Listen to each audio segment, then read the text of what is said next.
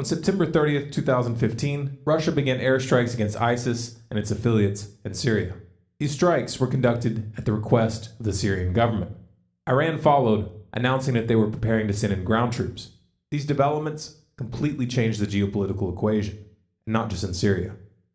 Western politicians and their corporate media lapdogs are obviously not happy about where this is headed, and they've taken to the airwaves in force to voice their condemnation. First, they claimed that Russia was hitting moderate US-backed rebels rather than exclusively focusing on ISIS. Of course, he moved all the capabilities in, he built the runways, he built the establishment, and then was ready to strike. And instead of revealing anything to carry from Lavrov or from him to Obama, he has a Russian general show up at our embassy in Baghdad an hour before it starts. And what's the first target? The people we are supporting in arming and training and equipment. What better way to stick their thumb in our eye? Hey, wait a second. On September 16th, General Lloyd Austin of the U.S. Central Command testified that there were only 4 or 5 U.S.-trained fighters in all of Syria, and now these fighters are supposedly in control of an entire region? This assertion would be absurd enough on its own, but the reality of the matter is that the area in question has been controlled by al-Nusra for at least 2 years. And just so we're clear here, al-Nusra is al-Qaeda's Syrian branch, and they have direct alliances with ISIS. Not that the distinction between al-Nusra and the FSA would really change the equation. The FSA has publicly acknowledged on several occasions that they are cooperating with al-Nusra, and the FSA command itself has been dominated by Islamic extremists since at least 2012. أما فيما يخص بعض الفصائل التي مثلا يطالب الغرب بتصنيفها كمنظمات إرهابية، جبهة النصرة. نعم، نحن نشعر أن هذه الجبهة بمكان ما هي يمكن الحوار معها.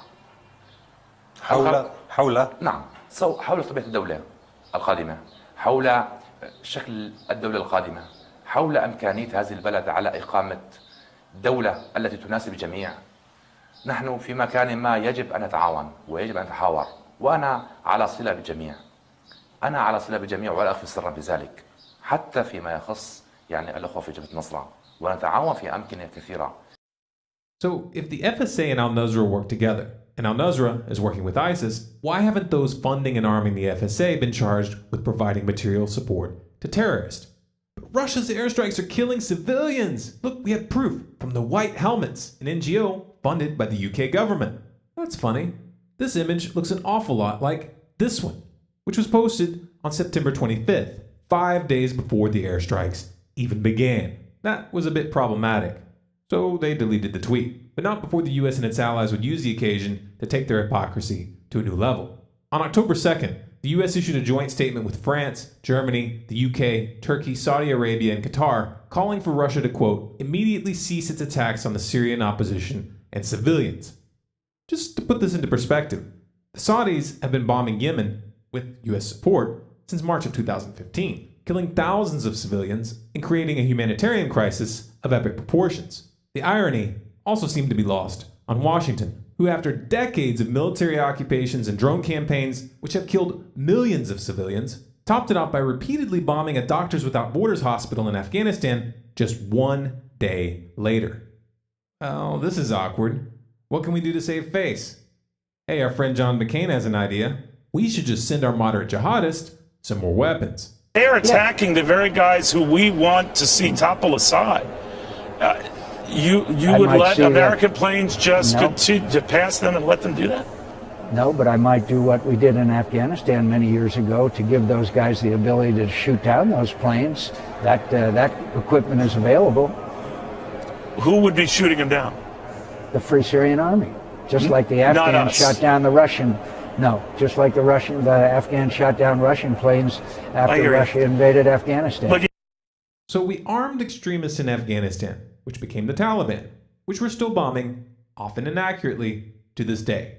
And you want to do it again? This isn't a plan. This is desperation. Washington has been outmaneuvered. This turn of events is on par with the 2013 episode where the US-backed rebels got caught using sarin gas against civilians. Only now, there aren't nearly as many options left.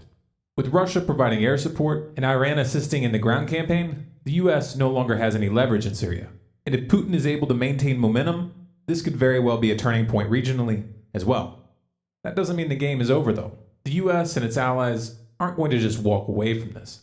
You can rest assured that Washington is scrambling to cook something up right now. And if the last few years are any indicator, this could get very interesting. This video is Creative Commons. You have permission to download and distribute any and all of our content through any venue, commercial or non-commercial. If you want more people to see this information, please remember to like, share, and comment. If you want to see how far the rabbit hole really goes, keep in touch.